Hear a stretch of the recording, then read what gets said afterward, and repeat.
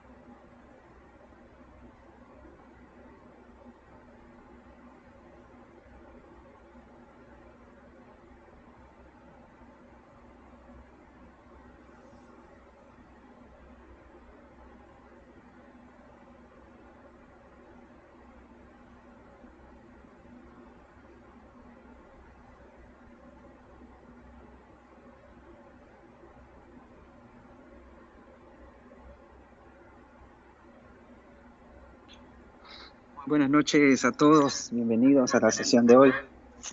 Vamos a tratar de comenzar ya, a ver si me confirman que me escuchen y que vean la presentación.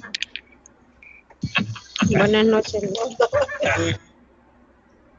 Excelente, gracias. Bien, vamos a iniciar, vamos a tratar de hacerlo rápido por la cuestión de la hora. Fíjense, hoy vamos a continuar con un tema que corresponde al capítulo 7 llamado los diseños de investigación. Ahorita vamos a ver más o menos en qué paso vamos. Recuerde que nosotros estamos siguiendo un proceso secuencial y probatorio, ¿verdad? Que es el proceso cuantitativo. Partíamos de la idea y así vamos avanzando. Y entonces este tema es otro paso de ese proceso. Vamos a verlo hoy y fíjense, no sé si ustedes perciben igual, pero yo siento que el tiempo está volando. Este es el penúltimo tema, solo nos quedaría un tema más y ya prácticamente estaríamos próximos a cerrar la segunda unidad. Claro, el otro tema que hace falta, pues lo vamos a abordar en varias sesiones. Creo que son 3 sesiones, pero prácticamente estamos bien avanzados en esta segunda unidad. Bien, entonces hoy vamos a hablar un poco sobre los diseños de investigación.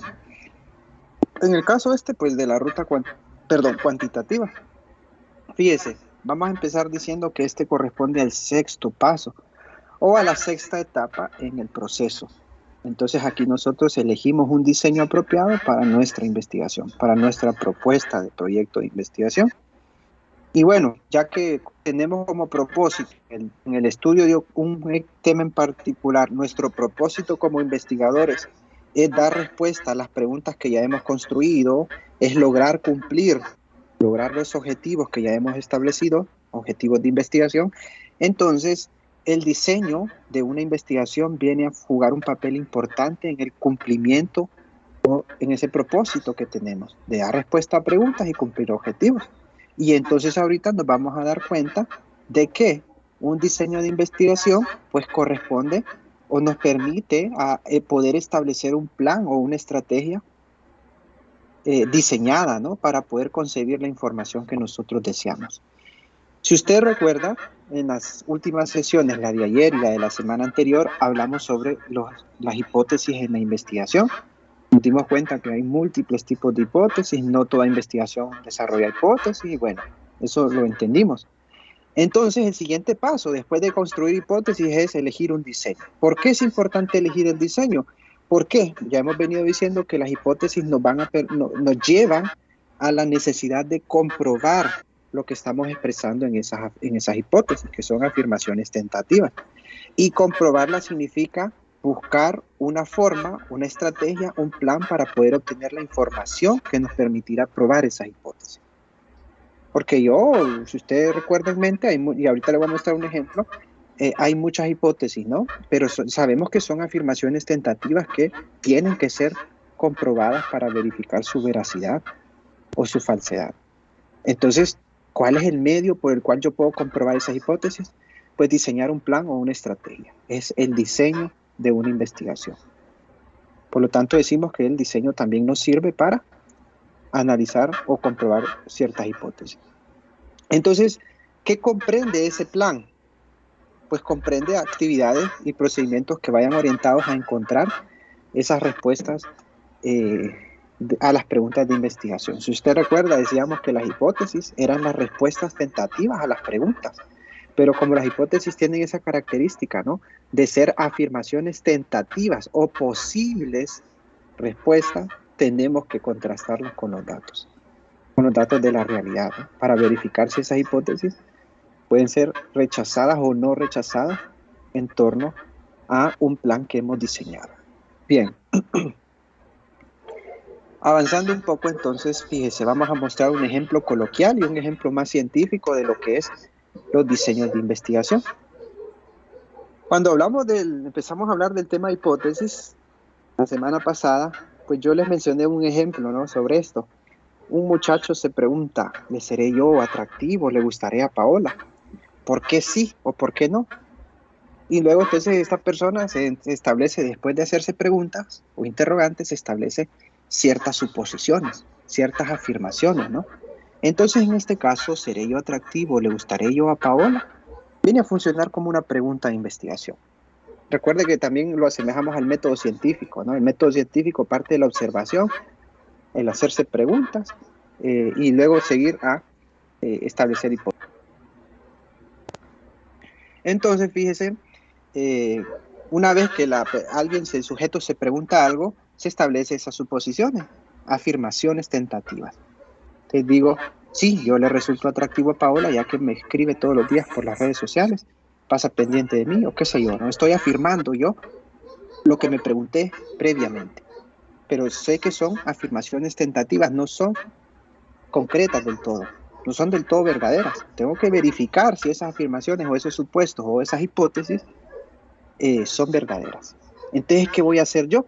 Voy a diseñar un plan o una estrategia. Lo que sigue es diseñar ese plan o esa estrategia para poder obtener la información para probar esa hipótesis. Te digo, voy a invitar a Paola a tomar un café en tal fecha y si me acepta es una primera señal de que yo le gusto.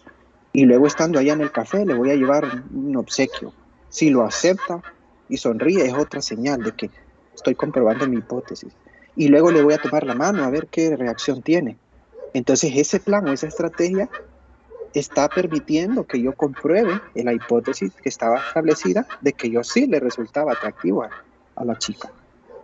Entonces fíjese, vamos en ese sentido, nos establecemos preguntas, luego suposiciones para dar respuesta tentativa a esas preguntas y luego diseñamos un plan para poder responder esas hipótesis, comprobar esas hipótesis. Ahora vámonos ya de lo coloquial hacia lo más científico. Fíjese, para una pregunta como esta, ¿afecta la virtualización de la educación primaria en el aprendizaje de los niños entre 4 y 12 años? Bueno, esa pregunta debe ser más estructurada, ¿no? Debe hacer referencia a un periodo de tiempo, a referencia a un país, un contexto, pero bueno, para no hacer complejo el ejemplo, así está la pregunta. ¿Afecta la virtualización de la educación primaria en el aprendizaje de los niños de entre 4 y 12 años? Es una pregunta de investigación. Luego, fíjense, nosotros nos establecemos, seguimos ese proceso secuencial, ¿no? Hipótesis, formulamos hipótesis respecto a esa pregunta, que van a ser respuestas tentativas de esa pregunta. Y yo digo como hipótesis, la virtualización de la educación primaria afecta significativamente el aprendizaje de los niños entre 4 y 12 años. estoy afirmando algo.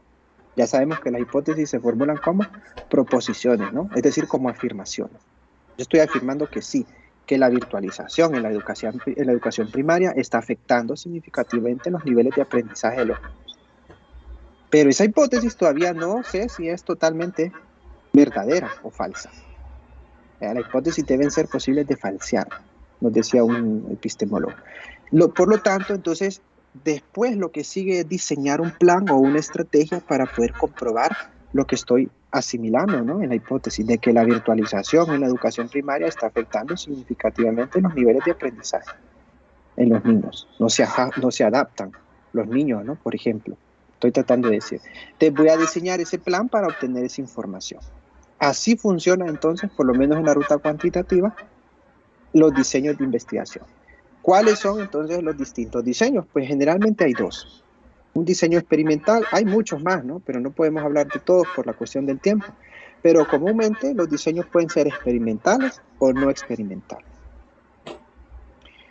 ¿De qué va a depender que elijamos uno? No significa que usted para su proyecto de investigación, para su tesis de graduación, va a tener que desarrollar ambos, sino que usted elige uno como investigador, quien domina el tema que está estudiando, tiene que elegir uno de los dos diseños. Claro, habrán investigaciones complementarias, ¿no? De dos tipos de diseños, pero eso corresponde a un mayor compromiso. Es mejor elegir un solo diseño. ¿De qué va a depender que elijamos uno?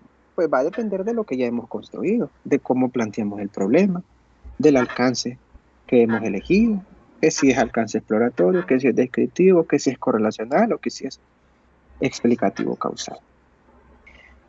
Entonces, eso es lo que vamos a ver hoy. ¿Cuáles son esos tipos de diseños? Los experimentales y los no experimentales. Por un lado, los diseños experimentales pueden ser de estos tres tipos: preexperimentos, cuasi experimentos y experimentos puros. Mientras que aquellas investigaciones que no pueden desarrollar experimentación se apoyan del diseño no experimental, que podrá ser o transversal o longitudinal. Vamos por partes, veamos el primero, el diseño experimental. Cuando nosotros hablamos de experimentos, generalmente lo asociamos a una situación deliberada o una situación controlada, ¿verdad? ¿Controlada por quién? ¿O deliberada por quién? Por un investigador, por un científico, que está modificando esa situación para luego ir evaluando, ¿no? Tomar nota. Ahora sí, en términos coloquiales vamos a decir que un experimento pues se refiere a elegir o a realizar una acción y luego observar las consecuencias de esa acción. Entonces, por lo tanto, es una acción intencionada. Coloquialmente, ¿no? Hacer enojar intencionalmente a una persona para luego evaluar cuál es su reacción. Eso es un ejemplo de un experimento. De manera informal, ¿no?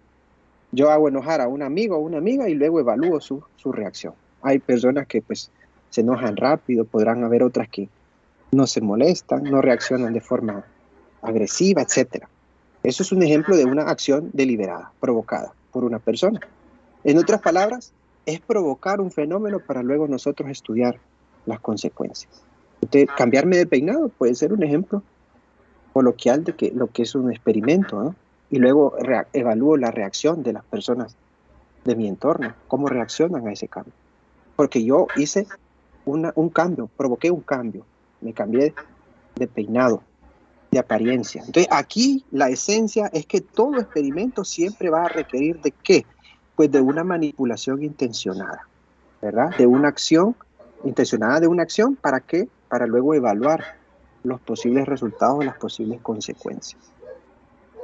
Eso en términos coloquiales. Ahora, ya en términos más científicos vamos a decir que un experimento se refiere a un estudio en el que se van a manipular de manera deliberada variables, muchas variables, que funcionan como independientes para luego evaluar lo que sucede en otras variables, que funcionan como variables dependientes. ¿Ves? En un experimento siempre va a haber una situación controlada. Esto que le marco aquí ahorita corresponde a el tipo de variables que se dan en los experimentos. ¿Qué hacemos? Ya hemos dicho que un experimento es una situación controlada en donde el científico o el investigador tiene la posibilidad de modificar sus variables. Entonces, en este caso, el científico lo que logra modificar son sus variables independientes, vea usted. En un experimento hay variables que son las que el investigador logra modificar, ¿verdad? Hay variables independientes que son las causas. Esas son las variables que logra modificar o controlar el investigador. Y también tenemos por otro lado las variables dependientes o las variables efectos, que aquí es donde nosotros evaluamos los resultados o las consecuencias de esa situación provocada.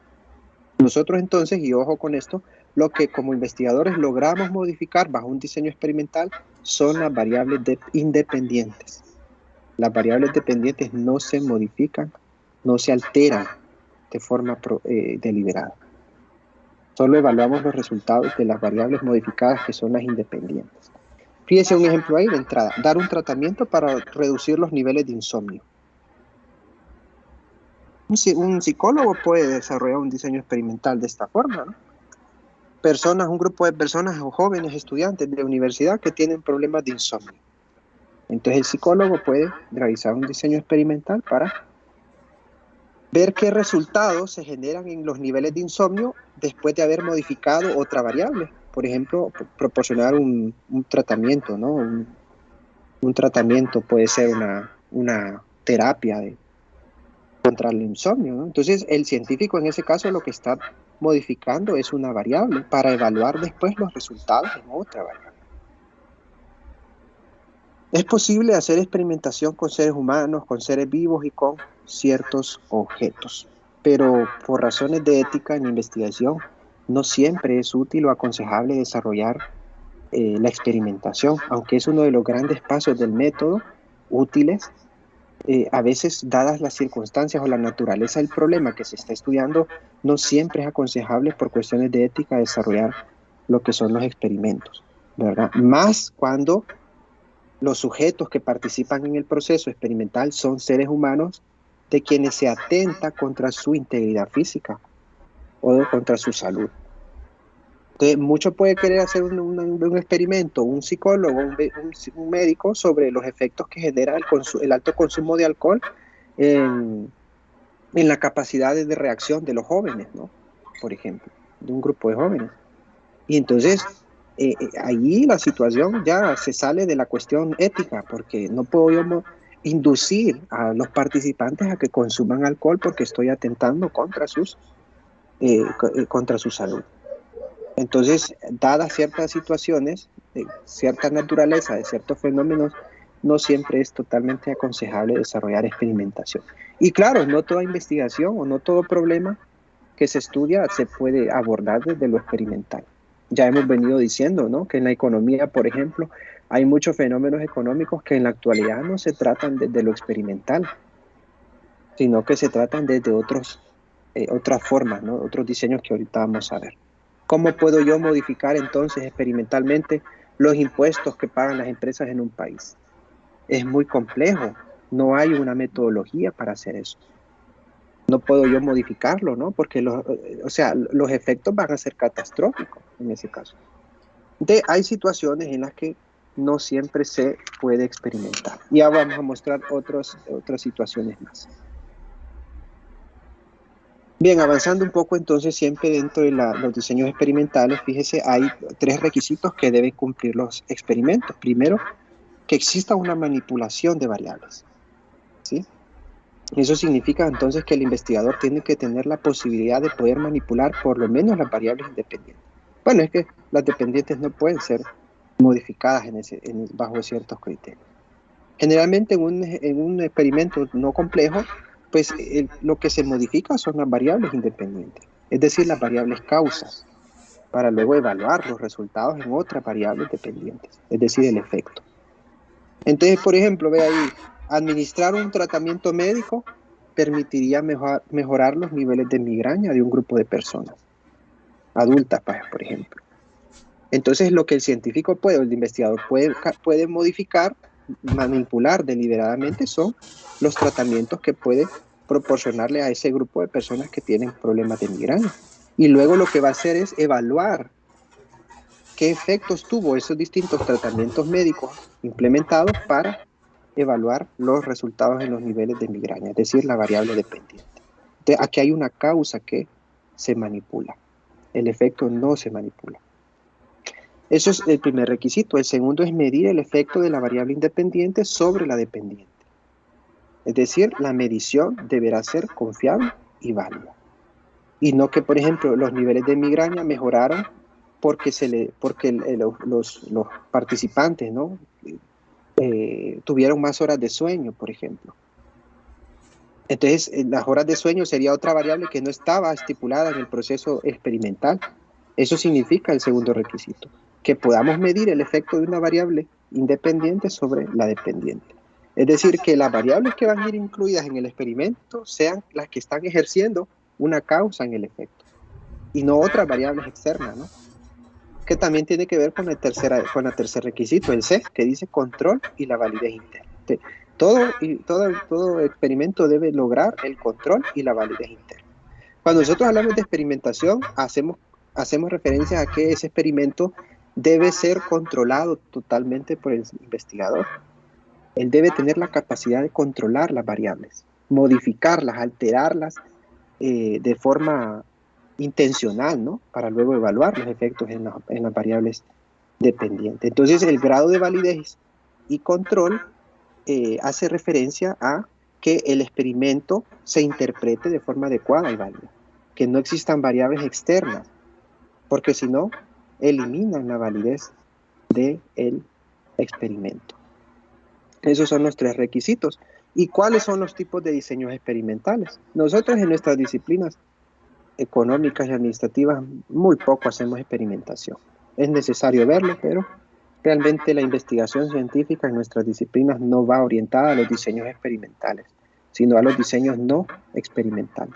Bueno, aquí le muestro así de forma rápida cuáles son los tres tipos de diseños experimentales: los preexperimentos, los cuasi-experimentos y los experimentos puros. Ahora vamos a ver qué son y algunas características.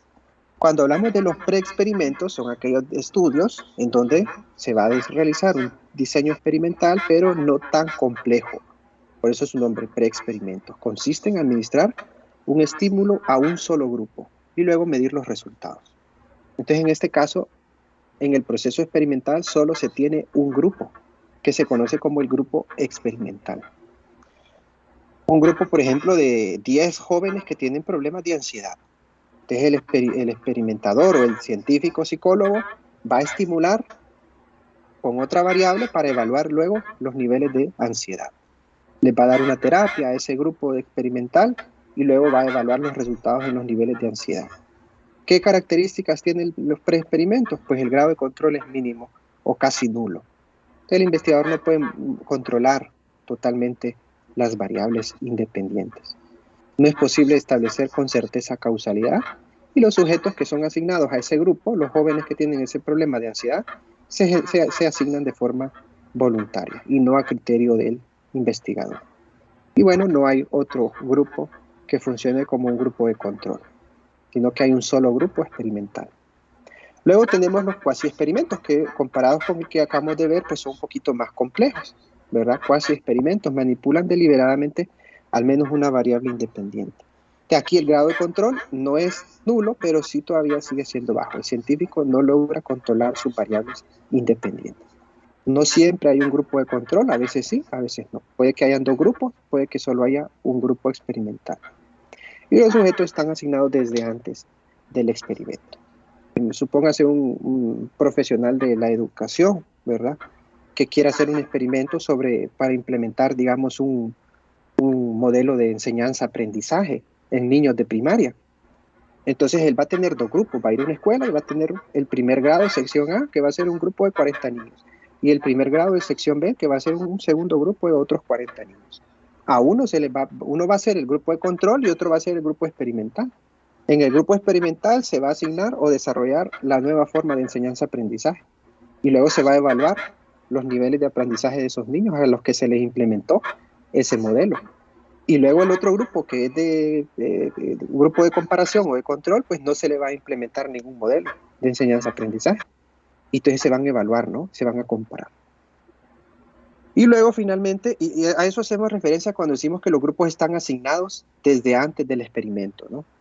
Son secciones de una escuela, desde antes del proceso experimental ya estaban ya estaban formados. Luego tenemos el experimento puro. Consiste en administrar un estímulo a un grupo experimental y luego comparar los resultados con otro grupo llamado grupo de control. Estos experimentos puros ya son más complejos, por lo tanto tienen un control máximo. Es decir, uno como científico investigador que está desarrollando un diseño experimental puede tener control total de sus variables independientes.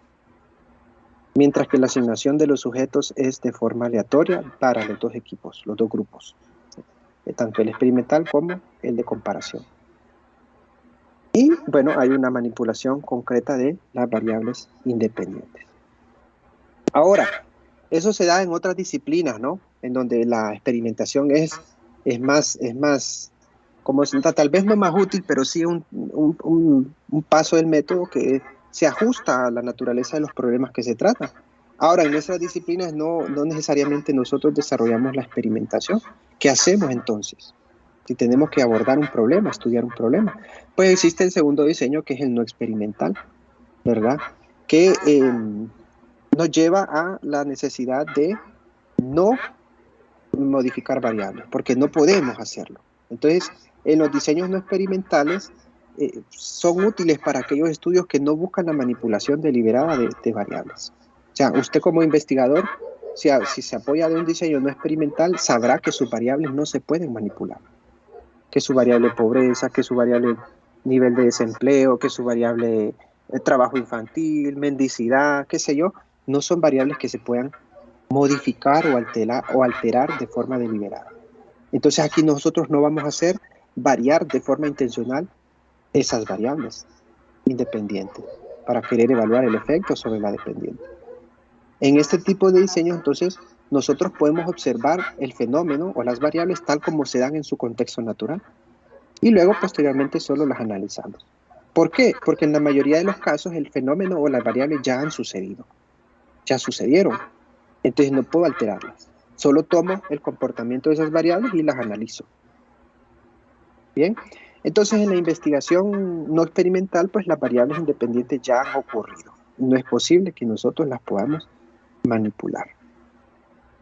¿En qué situaciones vamos a elegir este tipo de diseño, dada la naturaleza del problema que estemos tratando? De hecho, vale decir que para efectos de aprendizaje, cada grupo de ustedes pues tendrá que elegir un diseño no experimental, dada la naturaleza de las ideas o de los títulos que ustedes ya han ido desarrollando. Por ejemplo, para estudiar características de personas que son complejas de manipular, entonces es mejor un diseño no experimental. Si yo quiero hacer comparaciones, por ejemplo, o evaluar la relación que puede tener la antigüedad laboral de un grupo de trabajadores respecto de su productividad, entonces yo sé que voy a desarrollar un estudio correlacional, ¿no? O causal para evaluar esas dos variables. Pero esas dos variables no se pueden experimentar, porque yo no puedo cambiar o modificar deliberadamente la antigüedad laboral de una persona. Es una variable que ya sucedió y tengo que tomarla como es. Habrán algunos que tienen 10 años, 5 años, 7 años, 10 años, 0 años de antigüedad laboral y la variable ya ha sucedido. Entonces, para esas situaciones, mejor un diseño no experimental. Características que no se pueden manipular por razones de ética, como veníamos diciendo, ¿no?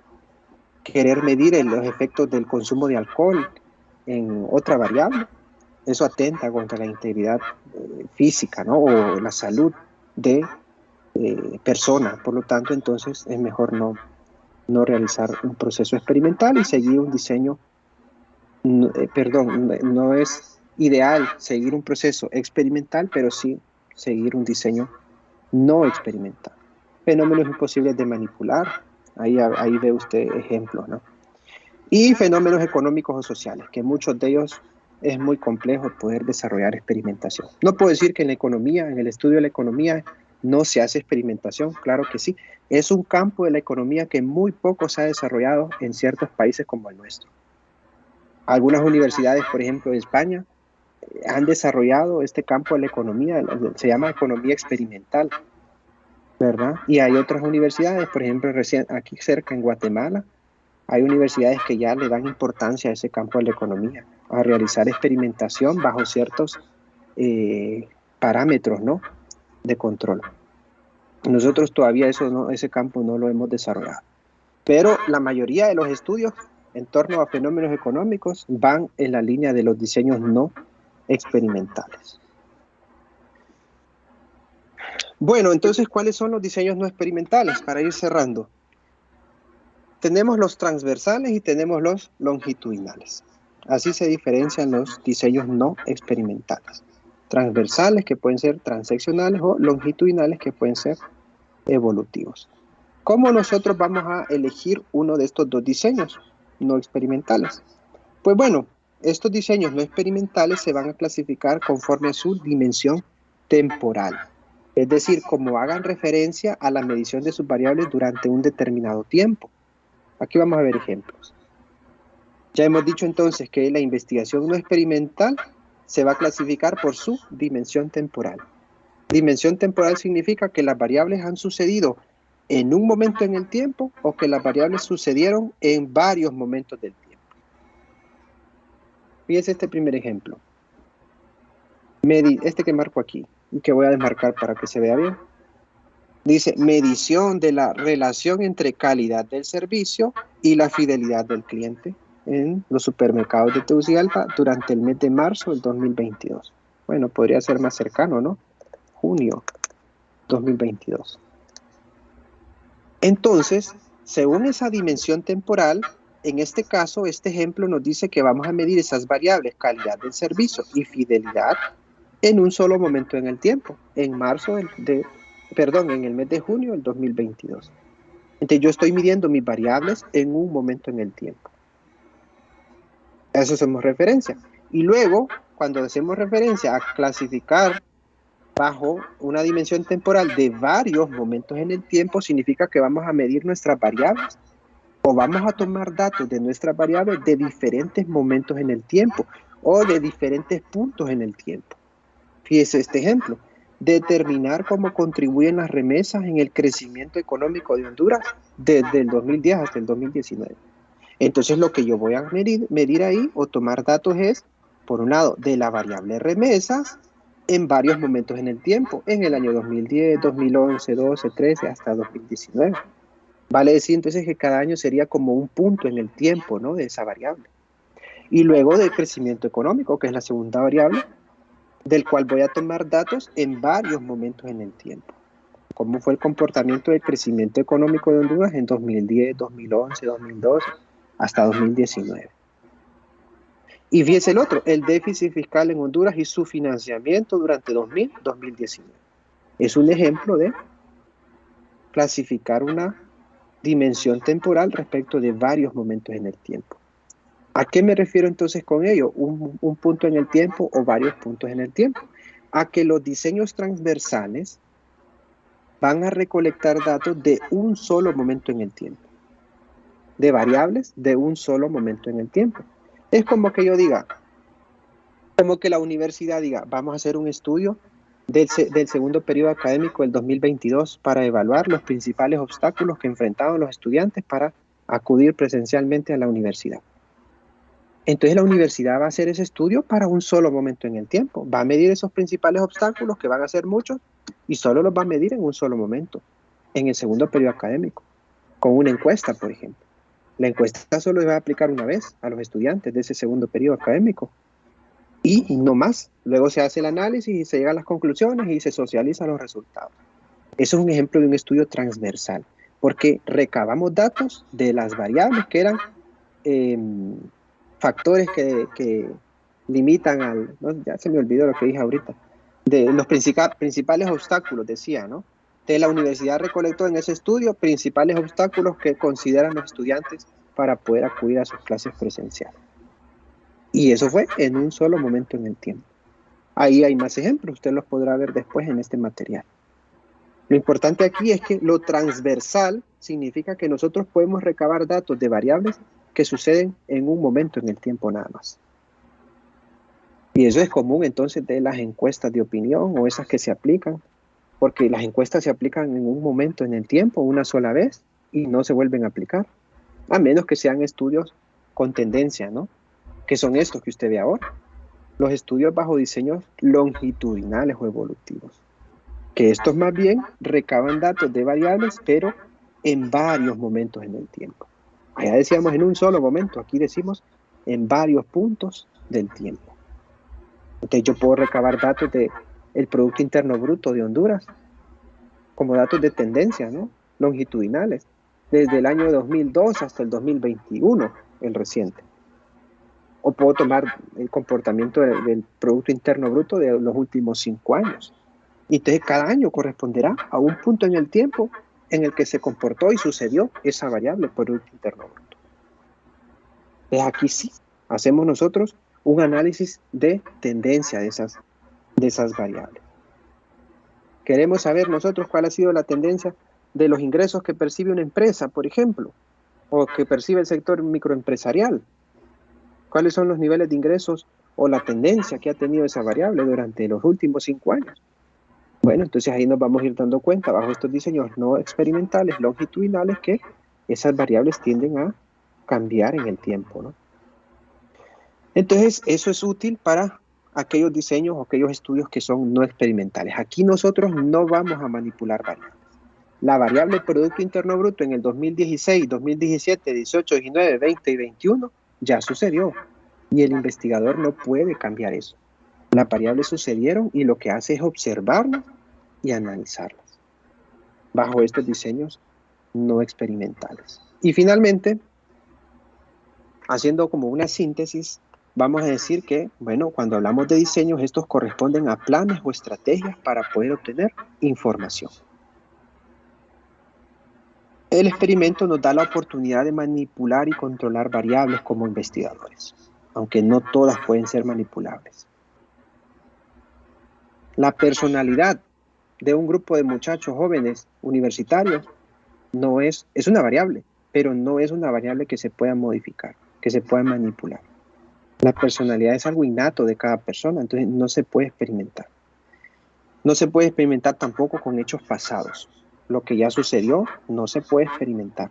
Variables que ya sucedieron no pueden ser modificadas. Por cuestiones de ética, como decíamos, cuando se atenta contra la integridad y la salud de un grupo de personas o sujetos, pues no es recomendable realizar experimentación. Los experimentos comúnmente son útiles para estudios bajo alcance explicativos, porque aquí tenemos variables causa que se manipulan y variables efectos que se evalúan los resultados. Experimentar es como construir una pequeña realidad, ¿verdad? Un pequeño contexto que es controlado por el investigador. En economía es complicado realizar experimentación, pero ya hay estudios orientados a ello que hacen evaluaciones del comportamiento de los agentes económicos dadas ciertas circunstancias, ¿no? Cómo se comportan los agentes económicos dadas algunas situaciones que son totalmente controladas. Bien, y finalmente elegir un diseño experimental, en este caso, pues eleva los costos, ¿no? Ya hemos visto nosotros cómo bajo ciertos experimentos hay participantes voluntarios a quienes se les da como un incentivo monetario, puede ser, para que ellos puedan participar en algunos experimentos que no atentan contra su integridad, ¿no? Bien, esto sería entonces el tema es corto realmente, pero esto sería el tema de los diseños. Hoy lo estaríamos cerrando y recuerde que pues cada tema que vemos hay una actividad, entonces si usted está pendiente del calendario, sabrá que para este tema hay una actividad, ¿verdad? Y para el tema que vimos ayer también, ya están ahí disponibles las actividades. Yo estaba viendo que para este tema del diseño, el jueves hay una prueba, pero bueno, yo siento que es bastante cerca, ¿no? La fecha. Yo creo que podríamos modificar la prueba, pero siempre y cuando todos de la sección tengamos el espacio para poder, digamos, trasladarlo a una fecha en donde no nos pueda chocar con alguna otra actividad. Puede ser un viernes por la noche, puede ser un día del fin de semana para que se pueda, ¿cómo se llama?, trabajar con esa prueba. Porque sí, el tema, pues hasta hoy lo vemos y pasado mañana sería la prueba. Entonces, si nos ponemos de acuerdo, pues yo creo que podríamos trasladarlo para un viernes, que yo creo que la mayoría no tiene clases, un viernes por la noche, ya estando en casa, o un fin de semana, ¿no? Un sábado, un domingo. No sé qué opinan. Licenciado, una pregunta. Sí, adelante. Y después Alexis. No se puede extender un poco más el tiempo de duración de las pruebas, porque la verdad que 15 minutos, al menos a mí sí se me hacen muy pocos, en el sentido quizás de las preguntas, porque uno debe analizar, y la otra cuestión es por razones de que el internet de, por lo menos el mío, no es tan rápido. Yo le comparto de mi celular a la computadora porque ya tuve experiencias pasadas Ujú. que del celular me cierra la prueba. Entonces, al momento de pasar a otra pregunta, o sea, se tarda bastante en quizás cargar para que pase a la siguiente pregunta. Y lo más ahí se van los 15 minutos. Bueno, lo podemos ampliar un poquito más, sí. Sí, Kedlin, claro que sí. El domingo nos dice Marta. ¿Qué opinan los Ah, bueno, demás? Miren, gracias. El domingo porque ahorita, digamos, para los que trabajamos hay cierre el 30, que sería el jueves. Es correcto, Sí, compañero. desde hoy empezamos ya a que nos estén torturando. bueno, Y sería un sábado ya más, un domingo. domingo dice Marta y Alexis dijo un sábado. No, el ¿Qué domingo opinan los también me demás? parece. Ah, domingo Sí, también. pero pero la prueba, yo siento que el examen, las pruebas sí las pone bien pesaditas. Yo siempre Uy, saco menos de 5 Y puntos. con el pero si las tiempo, pruebas, que es lo que digo. si las Comparto pruebas, eso, compañero. las pruebas solo son un verdadero y falso y selección única. ¿O quiere preguntas de respuesta, ¿cómo se llama? No, breve, no, Respuesta eso no breve. hace feo. Breve no, No, Luis, breve pues no. tiene razón. La verdad es que sí, el tiempo, creo que el tiempo es determinante del resultado. Entonces, eso no hay problema porque es una prueba virtual, se puede ampliar, ¿verdad? Lo que yo sí creo, y eso lo voy a ampliar, es que decidamos, y lo vamos a hacer ahorita por el grupo, porque yo ya tengo que salir de aquí. Propongan ahí, ya dijo dos compañeros el domingo, ya hay dos. A mí me parece bien el domingo, todos estamos en casa el domingo en la noche Sí, y domingo. lo podemos Sí, está desarrollar bien. esa actividad, ¿verdad? Sí, Lick, Entonces, domingo, hora de clase. Está bien el así, domingo, a ver, alguien que no pueda el domingo, mejor. A ver si alguien no puede. Si no hay nadie, pues no hay objeción, entonces lo dejamos para el domingo, ¿no? Una Dice, pregunta, ¿el sí. domingo hasta qué hora estaría disponible? Pues yo digo que en la noche, porque en la noche todos tenemos Bueno, sería internet, digo yo, ¿no? Mejor en la noche. Si usted sale va a hacer su Hora de clase, parcial, ¿vale? puede ser después de las 8 de la noche, ¿verdad? Vaya pues, así quedamos entonces. ¿Perdón? ¿La guía cuándo la va a subir? La guía de hipótesis ahorita que llegue a mi casa se la voy a habilitar, ahí está lista, solo se la voy a habilitar en el campus virtual. Ahí está establecido todo, ¿verdad? El proceso, o sea, es una actividad también grupal, la van a trabajar en grupos y se va a cargar. Bueno, un placer saludarles, nos vemos entonces. Ah, bueno, fíjense, con ustedes nos vamos a reunir, no sé, voy a hablar con el grupo 1, si nos podemos reunir el día miércoles o jueves de forma así virtual, para que empecemos a ver un poco sobre el proyecto, qué es lo que llevamos avanzado. Y lo mismo vamos a ir haciendo más adelante con los demás equipos. Bueno, entonces así quedamos y muy buenas noches. Buenas noches, Liz, gracias. Buenas noches, Liz, gracias. Buenas noches.